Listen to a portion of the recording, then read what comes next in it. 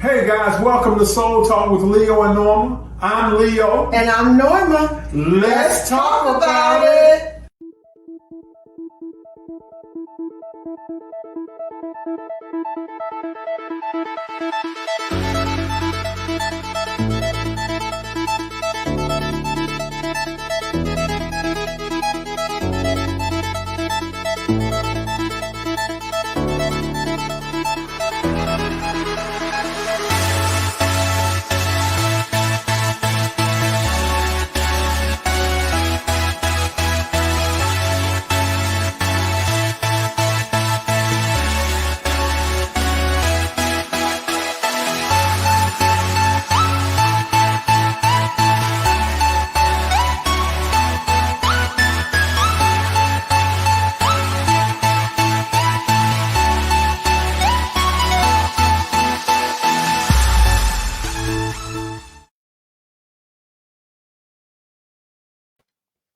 Good evening. Welcome to Soul Talk with Leo and Norma. I'm Leo. And I'm Norma.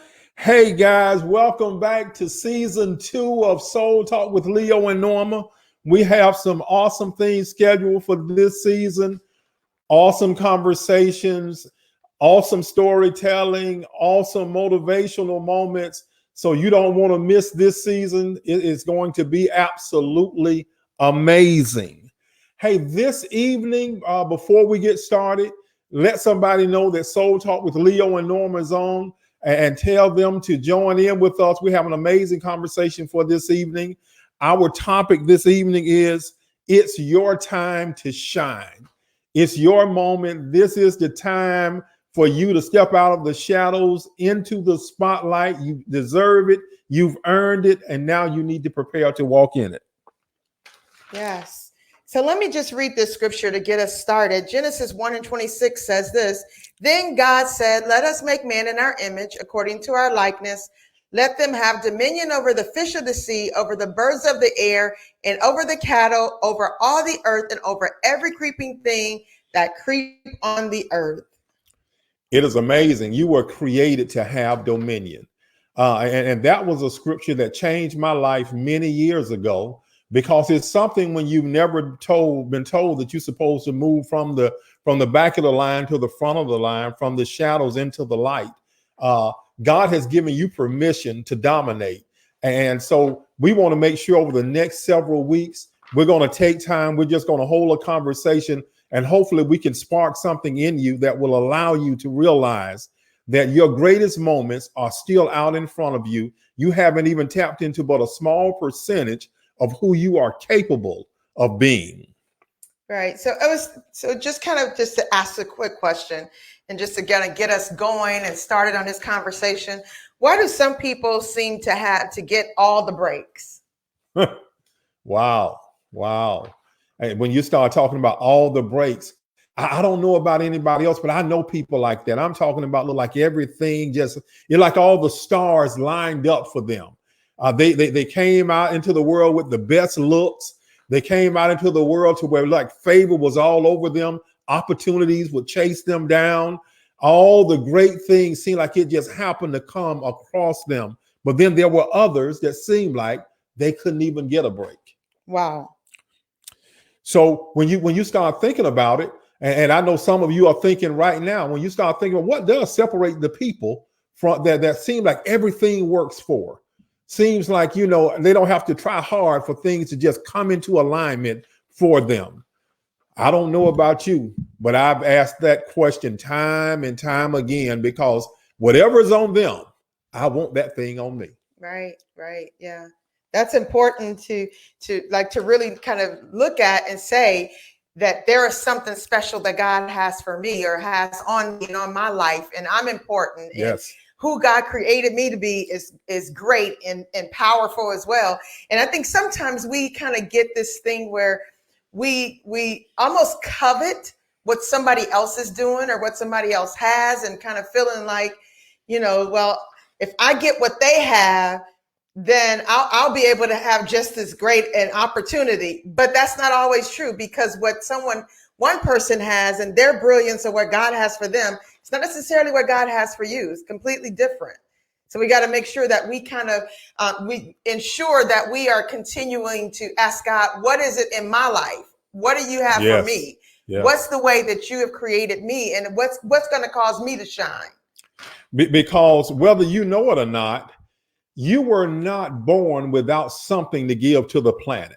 I'm going to say that again. You were not born without something that you are supposed to give to the planet. And when you identify that thing there, it separates you. It separates you just like your DNA does. It separates you from the pack, because you might not know, just in case you don't know, you were not born to fit in.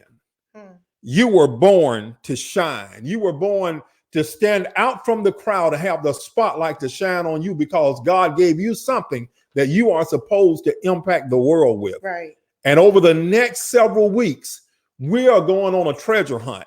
We're going to find what is it that God gave you and I that we have not given to the planet yet. The thing that will cause us to be completely satisfied based on where we are when we find it. Right.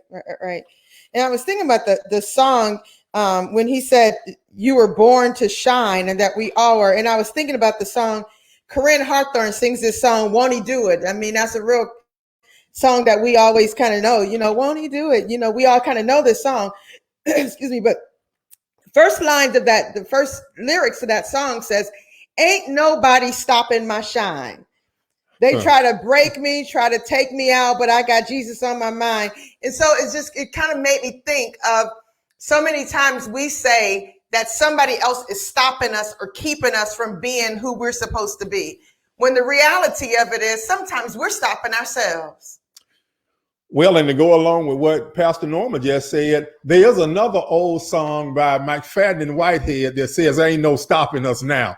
I know that took us straight out of the church mode into a new arena, but so there have been so many things that held us down, but now it looks like things are finally coming around. Well, you need some things to come around for you. You need some things to start working in your behalf, because oftentimes we find ourselves stuck in the mud of life. You were not born to be stuck. You were born to do great things. You were born to win. When you made it through the birth canal, there was an assignment waiting on you and I when we came to the planet. It's just our job to go on a treasure hunt and identify what is it that I am great at. Can't nobody beat you being you. So I'm interested to find out, when you say stuck in the mud, what exactly, kind of elaborate on that, stuck in the mud. You know, there are different meanings for being stuck in the mud. Sometimes when people, if you look at a natural thing and somebody gets stuck in the mud, they're unable to move forward. There's something that's holding them, that's preventing them from moving to a different location. And then sometimes in the mud, you will have, like, if you ever seen a car that was stuck in the mud, if someone is mashing the gas, and in our case, somebody's putting forth energy, trying to go somewhere, but the tires just spin and spin and spin. There's a lot of energy being released, but the person or the car is not going anywhere. Well, how do you expect to fulfill your assignment if you're stuck, if you're not moving, if you're not advancing? In order to reach your goal, you have to leave from where you are now and go to a new destination. Right. So remember a couple of days ago, we were driving someplace and we saw a police car stuck in the mud. Yes. And so realizing what you just said, that meant that the police car was not created to be stuck in that mud. That's right. The police car was meant to be able to go and be able to be there to protect and to serve. Yes. And yet this police car was stuck in the mud, couldn't move. And so now you have a purpose that was there for that car, and that car cannot utilize its purpose or cannot operate in its purpose. Now, that's good right there, because see, just like you talked about, the car cannot fulfill its assignment, cannot do what it was created to do. Well, you have people like that. Oftentimes, you have people that are stuck in life, and anytime you're stuck, you're not productive. It's important to not live your life stuck, because there are things that you have that the planet is waiting on. That's right. And if you don't take it to the planet, there are people that have needs that you supposed to fulfill. They don't have their needs met. You have something great that's on the inside of you, and you need to make sure that you give the planet what God gave you to give to the planet. Wow, that's good. That's good. So what God gave us to give to the planet before, the Bible says before the foundations of the world, sometimes we are holding on to stuff. And you know, the reality of it is that many times we have these kinds of conversations and we talk about them in church and we say, you know, who God created you to be. But I mean, we have to really stop and realize that God created all men to be something, That's to right. do something. That's so right. whether you are in church or whether you're not, and whether you're a believer, whether you have accepted Jesus, whether you are a Christian, whatever, there is still something that God created for each one of us to be and to be doing in our lives. If you made your way through the birth canal, if you won your first race by being a little small sperm and you had a photo finish, you ran and you dived on the egg and you beat other thousands and thousands of other little sperm cells to the egg, that means that there was a purpose for you winning your first race. There was a purpose for you to make it through the birth canal. There was a purpose for you to be sitting or standing where you are today. God has not changed his mind. You may have changed your mind, but God did not change his mind concerning what you were born to be. Right, right. Dr. Sharon said something earlier that said, I believe that those who are getting all the breaks are operating in their purpose. You better say it, Doc. Yes, in their purpose. Because so many times we're trying to operate in someone else's purpose and wondering why we're not fulfilling what we're supposed to be doing. And we wonder why we get to the point to where we're miserable and sad and depressed. And a lot of that comes from not walking out your purpose, whatever that purpose is. I imagine somebody like a Michael Jackson with all the songs that he sang. What if he would have decided to go and be a restaurant owner? Yeah. What we would have missed out on in this world, in this earth, without that. And when you talk about somebody like that, even if you take it and you shrink it down a little bit to the person who don't even know that they were given something that they're supposed to give, what's happening when you and I do not fulfill what we were born to do? Just like the world would have missed something amazing if Michael would have decided that he wasn't going to dance, that he wasn't going to sing, that he wasn't going to entertain. What is the world missing because you have decided to live the life of an imposter? Wow. You're living a counterfeit life because you're too busy, like back in the day when they said, I want to be like Mike. Well, it's cool to want to play basketball like Mike, but you don't want to be like Mike, because if you ever become somebody else that you were not created to be, then you're living a life of pretend. And your real life is somewhere waiting on you. Some of you are working on jobs as a pretender just because it gives you a salary. Well, it's your moment to shine, because whenever you lock arms with the real you, what's going to happen is there's a light that's going to shine on you, and nobody can steal the spotlight from you when you're being the best you that you can be. There's no competition on the field. There's nothing to be concerned about. You have the entire package of everything that you need to be successful. Right, right.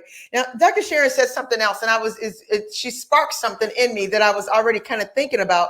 Many times we get stuck in the mud because we have no idea what our purpose is. And so I was thinking about the fact we're sitting in chairs today.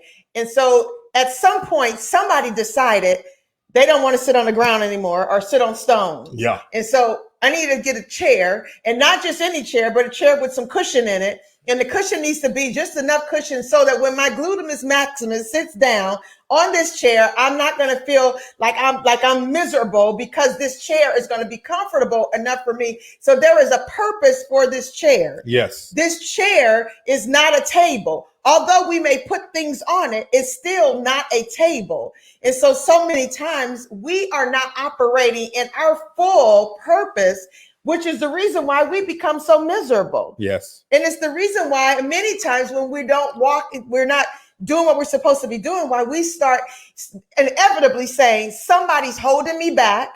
Yeah. Somebody's keeping me from doing what I'm supposed to be doing. Somebody's making me or not allowing me to walk out what I'm supposed to be doing. Well, sometimes we have to get to the point to where we say, I don't care who's not allowing me to. I'm going to create my own way. Yeah. I'm going to make a way so that I can walk out exactly what I'm supposed to be doing, because there's things on the inside of us that we have to give birth to.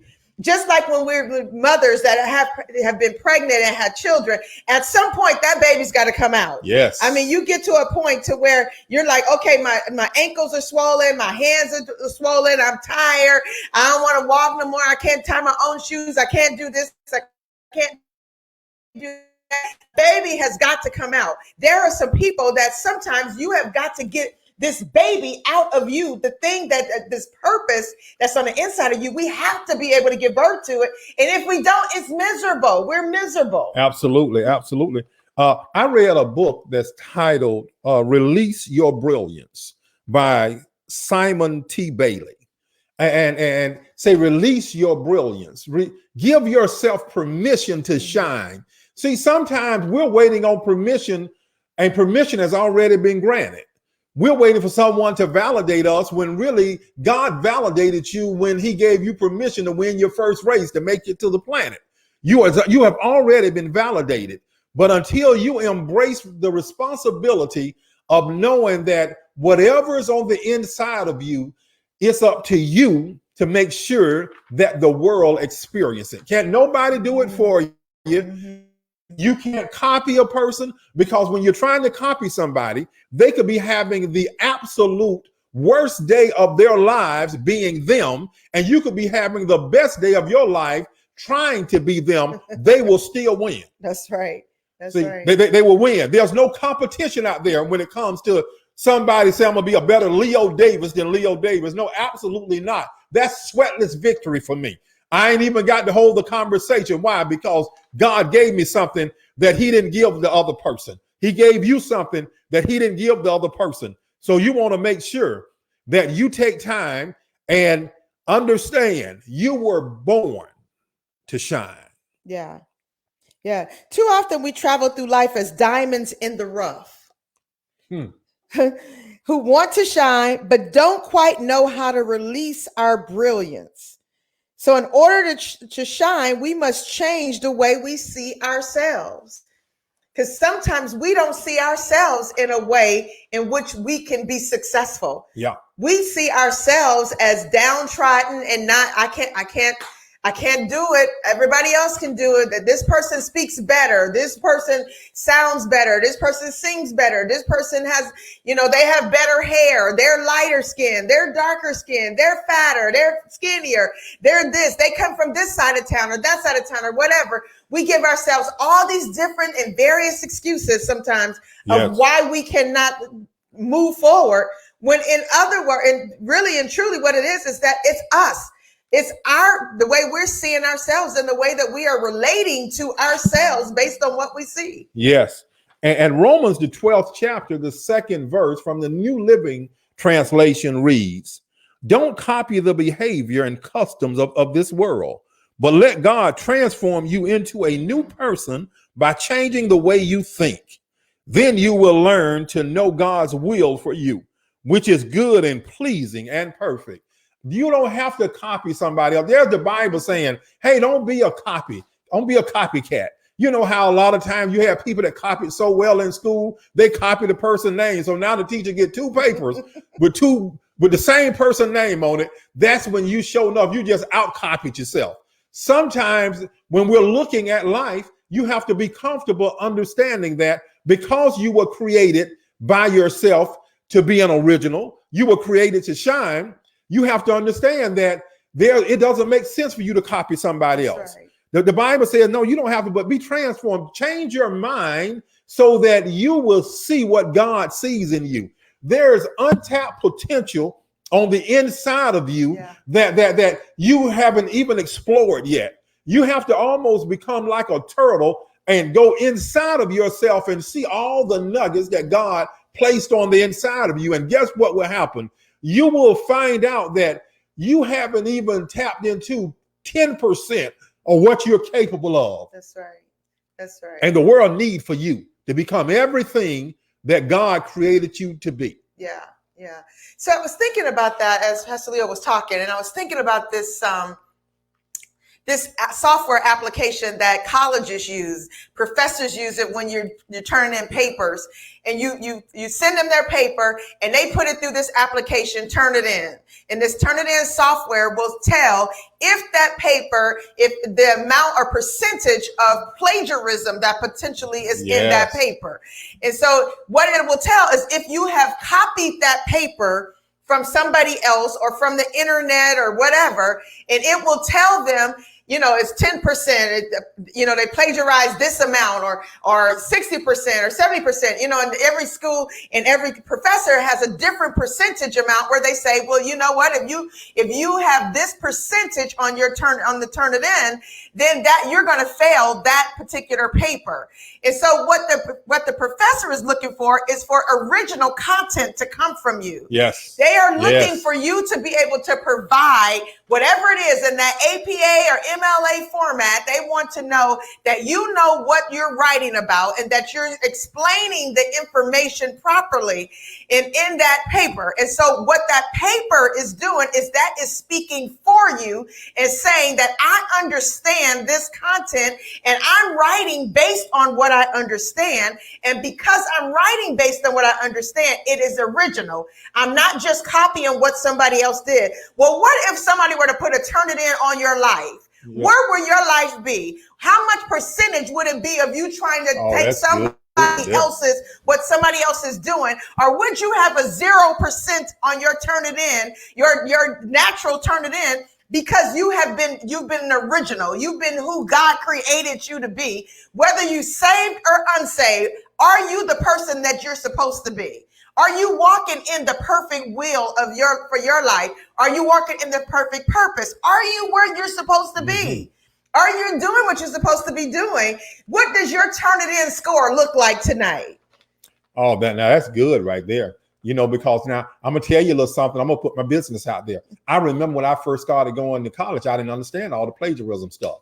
So I found me a good idea and I just copy and paste it. Well, when the professor got the information, the professor called me in and said, do you understand what plagiarism is? I signed a document stating that I understood it, but then I really didn't understand it. Mm-hmm. And he gave me a good sit down talk about, now this one, I'm going to give you a freebie. But if you ever do this again, guess what's going to happen? I'm going to fail you. And not only will I fail you, if you do it one too many times, we will put you out of the university because you cannot take credit for what somebody else did. Yeah. Sometimes when we're trying to copy people, we're trying to do what has already been done. Right. Have you ever seen somebody like on the American Idol and they could come on the stage and they could sing a Whitney Houston song and they sound just like Whitney? And then as good as they sound, that good sounding person get voted off the show because Whitney already did it. If you cannot find your own rhythm in life to where you stand out from the crowd, where you shine, letting people understand that you know who you are and God has given you an ability and you decided that you're going to maximize whatever it is that God placed on the inside of you. Yeah. Refuse to hang out in the shadows any longer. Wow. So refuse to hang out in the shadows. So now, you can't just leave us at the, just we holding on. There's more to that. Many times when people are hanging out in the shadows, some people are too comfortable always being behind the scene. See, there are lessons that are learned behind the scene. If you are behind the scenes and behind the scenes are preparing you for the next phase of what you are born to do, it's okay to be back there. But you got to know when you're supposed to be invisible and when you're supposed to come into the spotlight. Example, Joel Osteen.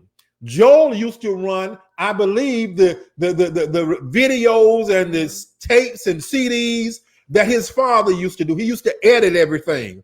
Well, part of his editing job was you got to have a sensitive ear in order to make sure that good content is being presented to the world.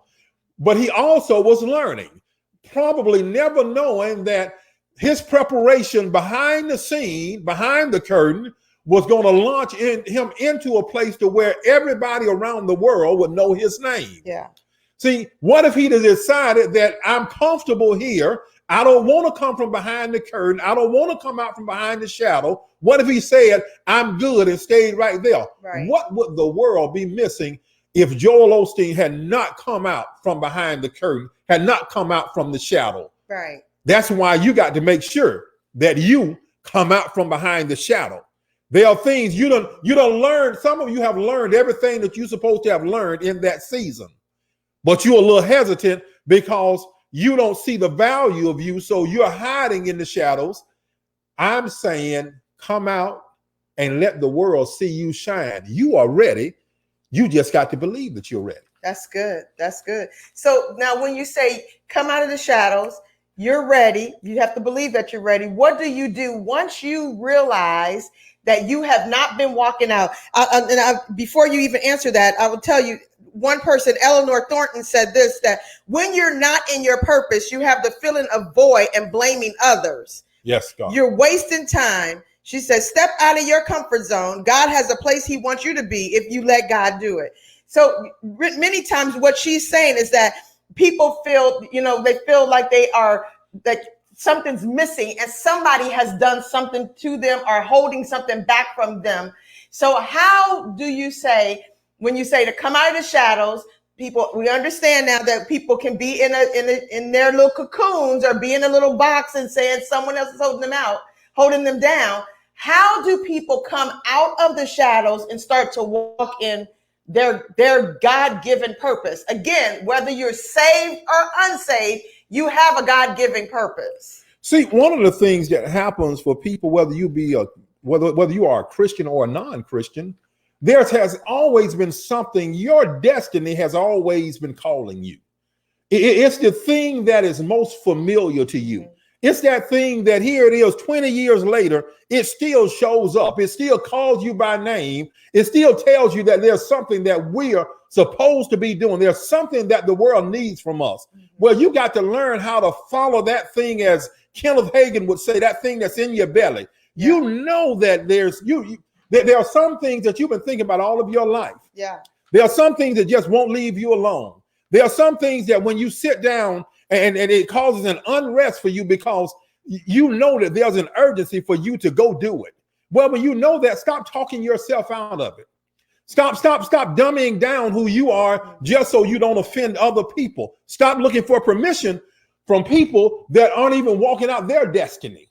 See, sometimes you are not aggressive at going after this thing because you're questioning whether or not it's real. But I'm telling you, when you know, just follow. There's been a voice on the inside of us from the time you were a little child telling you who you were born to be. But because you ignored it, that voice went from being loud to now there's a little bitty squeak still there, but it's still talking to you. Right. It used to show up every day, but now it shows up every now and then. Well, stop looking at other people being envious of what they're doing. Look in the mirror and give yourself permission to go out and do it. And then I would challenge you. The Bible tells us, the Christians, say, acknowledge God in all of your ways and he'll direct your pathway. He'll make your pathway straight. Right. Well, I encourage you to consult with Mr. Creator himself because he do hold the blueprint for your life. So consult with him, and guess what? He'll reveal to you just why you made it to the planet in the first place. Yeah. Now, it's interesting that you went down that direction, because I was thinking about something that when we tell people, go out and make your way. And so I think as people, we have to be very careful because we have been so accustomed to someone already having things in place. Yes. And when we say go out and make your way, we're not saying go and take over somebody else's things. Because so many times that's what people want to do. People go into a church and decide, I'm supposed to be the pastor. I'm supposed to be the pastor's wife. I'm supposed to be a minister. I'm supposed to be this or that. So I'm going to make my way onto this platform. And if they don't give me the platform, I'm going to be upset and I'm going to leave this church because they don't allow me to do what I want to do. The same thing happens on jobs, though. Yeah. People go on to jobs and decide, I can do better than what this person is doing. Do you realize that when they hire people for jobs, it's not because they don't have anything more to do. It's that they have a need.